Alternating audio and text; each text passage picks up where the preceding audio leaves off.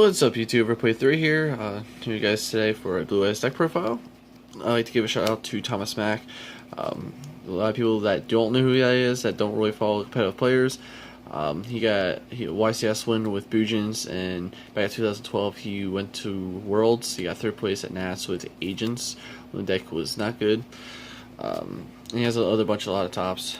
The last top he had was the when they started introducing that new type of format for it's called, where he talked with Demise Cosmos. It was YCS Origins, but I changed a couple cards of the deck after trying his build out at locals when I got 3rd, and then went to a big OTS pack tournament and I got 14th. Cost me, my top was ended up tying the last round. I wasn't able to afford a tie. Anyway, I'd like to shout out to my sponsor, House of Cards, Vera and 11 PA. Check them out, check out, friendly, and we have good surprise support. But anyway, let's get into the deck. So, you're seeing a 3 Blue Eyes, and then the Big Brother. I'll turn it up. The cards, busted as hell. And then the Baby Brother, Spirit. I'll run one of him. He has a good effect. Don't get me wrong, but he's not really good by himself. So I want to really get at one. Don't really want to draw that because the other cards you want to see because they actually work combo together. So I played one Arc Brave. Thomas was playing this in his build. I decided to keep this in. The other card that he did main, I decided to side it. We'll get to that more when I get to the side deck. But I decided to put the side deck because at locals I was playing a bunch of Domain Monarchs and Cosmos. So I was like, I'm just going to take it out because it wasn't doing good. So what I thought it was a TS pack when I saw really got to see. And ended up playing against a lot of, Pepe, not Pepe, Magician, Odd Magician, stuff like that. And I wish I kept it in. But we'll get more into that when we get to that card. That was for the Dragons.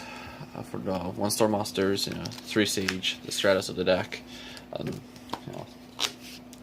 And then for the stones, played 3 of the good stone and then 1 of the white stone. Thomas in his build, he was playing 2.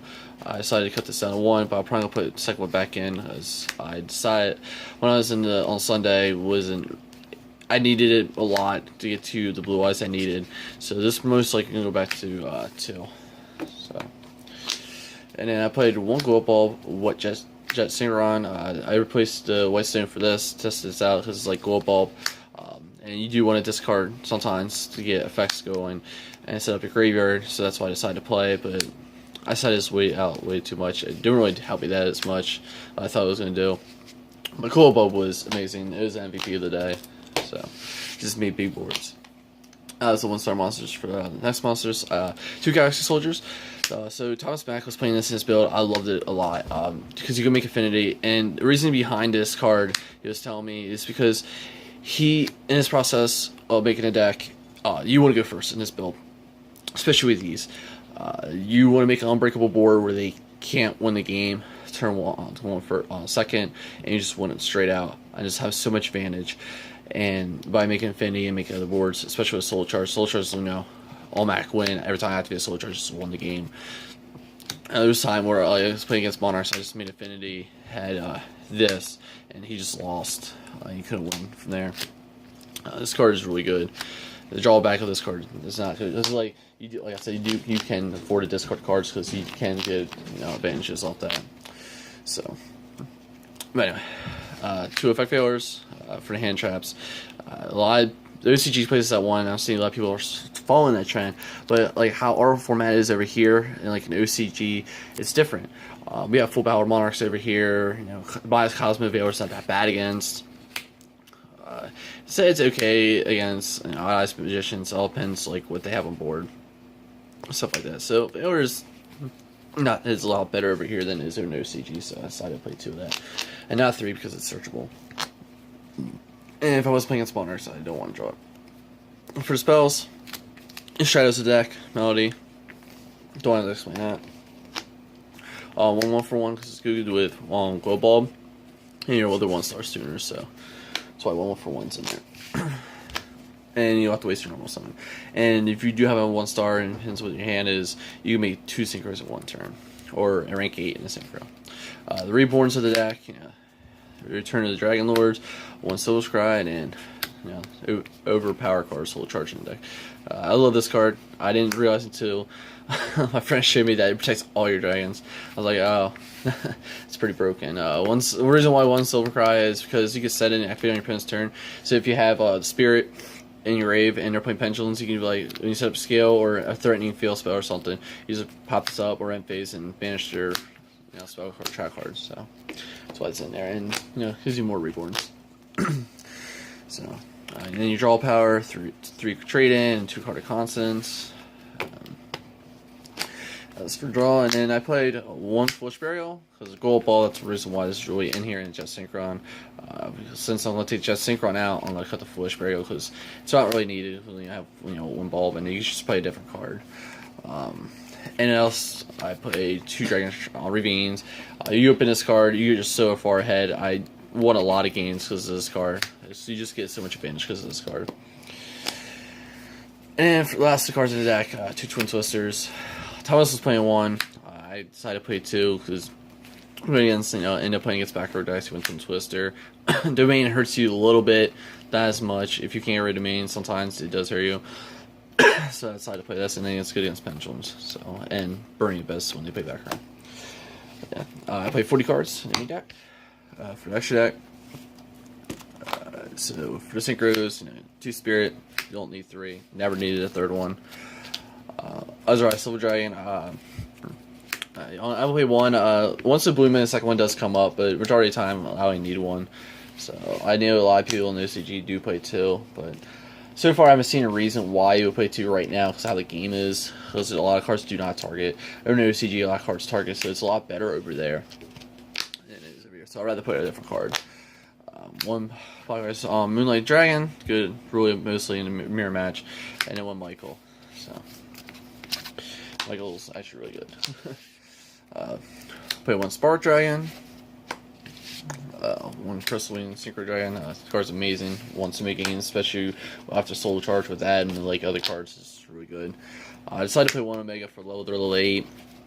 I really only bring this out when I'm in a grind game or I'm so far ahead and you're on low resources. I just want to hit a card in your hand so you have less cards to try to make advantage back.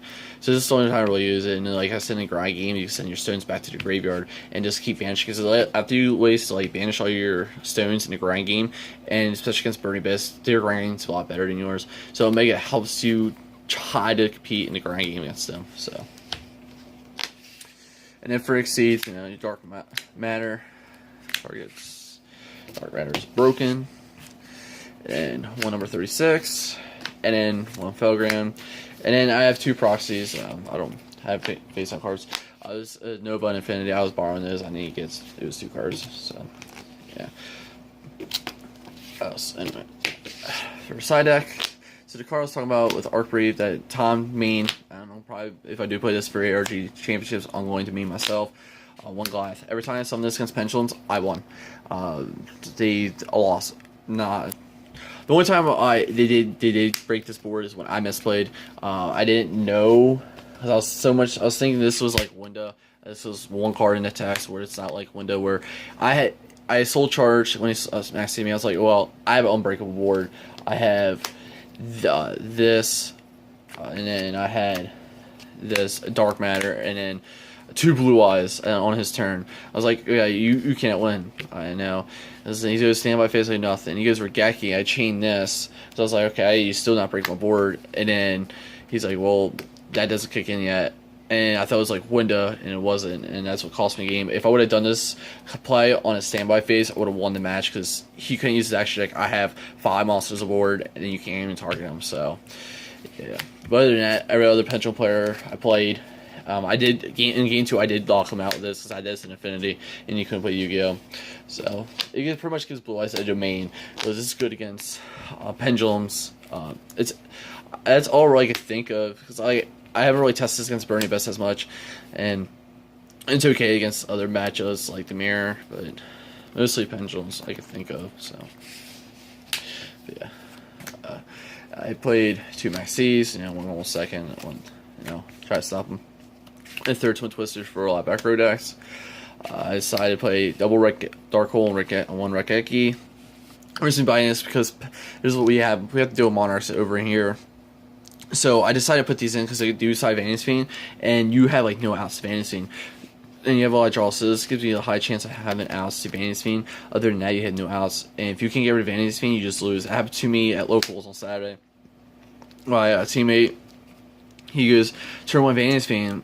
I draw 12 cards, still didn't draw with any of these cards, so I was so sad. And these were my only outs, and I didn't draw, so I just lost. So, but if I would have drew it out, I could have just made big boards because I had so much advantage then from drawing that many cards. And he had no follow-up play afterwards, he said. 3 system down for Cosmos. One of the MVP cards of the day. Mirror the Ice Bear. I saw this at NAS. It was amazing in a Burning Abyss mirror match. So I was like, okay, this actually be pretty good because your stuff can be targeted. So when they fall for you, you just go boom. The reason why I ended up not beating the Burning Abyss player last round, they came to tie because game 2, I won game 1, and in game 2 he goes.